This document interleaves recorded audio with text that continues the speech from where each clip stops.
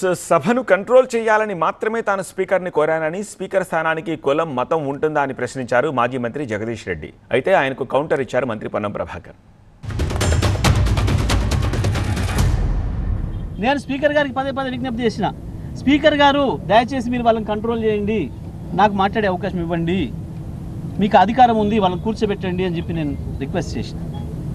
అదే సందర్భంలో నేను చెప్పిన, ఈ సభ వాళ్ళది కాదు, ఇది కాంగ్రెస్ పార్టీది కాదు, ఈ సభ అందరిది, ఈ సభలో అందరికీ సమాన హక్కులు ఉన్నాయి, ఈ సభ పెద్దగా మీకు ఆ బాధ్యత ఉంది, మీరు ఒక్క మమ్మల్ని మాత్రమే అనడానికి లేదు, అందరినీ కూడా కంట్రోల్ చేయాల్సిన అవసరం ఉంది, సభ నడపాల్సిన బాధ్యత మీకు ఉంది అనే విషయాన్ని గుర్తు చేసి ఆ ఒక్క రిక్వెస్ట్ చేసిన నేను.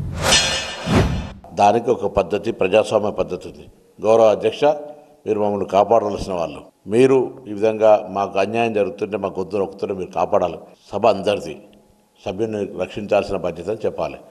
మెడికవర్ తో మీ మాతృత్వ కలలను సాకారం చేసుకోండి. ఇప్పుడు IOI పై 50%, IVF పై 20,000 తగ్గింపు మరియు పొందండి ఉచిత కన్సల్టేషన్ తో పాటు ఫ్రీ అల్ట్రాసౌండ్ స్కానింగ్.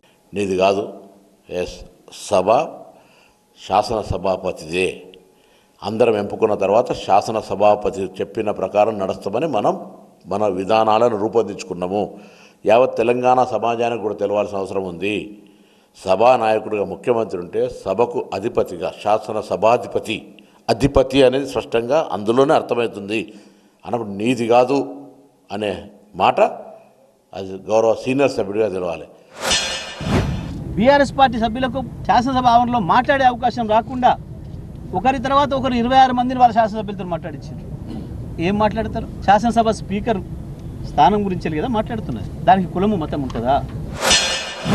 ఈరోజు స్పష్టంగా అవును అంటా, నీది కాదు సభ అని మాట్లాడుతుంటే సభ స్పీకర్ గారిని దళితుడు కాబట్టి అంత దౌర్జన్యంగా అగౌరవపరుస్తుంటే కూడా శాసనసభ గౌరవాన్ని కాపాడడానికి ఒక చర్య తీసుకుంటే దాని పట్ల కూడా మళ్ళీ నాయకత్వం జగదీశ్వర్ రెడ్డి గారిని మందలించి ఇటువంటి మంచిది కాదు సమాజానికి, ప్రజాస్వామ్యానికి, చట్టసభలలో అని చెప్పాల్సినటువంటి వాళ్ళు పోయి వాళ్ళే తిరిగి జిల్లా స్థాయి లోపల, నియోజకవర్గ స్థాయి లోపల పార్టీ పక్షాన నిరసనలు చెప్పమని పిలుపునిస్తారంటే వాళ్ళ యొక్క మైండ్ సెట్, వాళ్ళ దిగజారుడుతనం ఏ విధంగా ఉందో స్పష్టంగా కనబడుతోంది.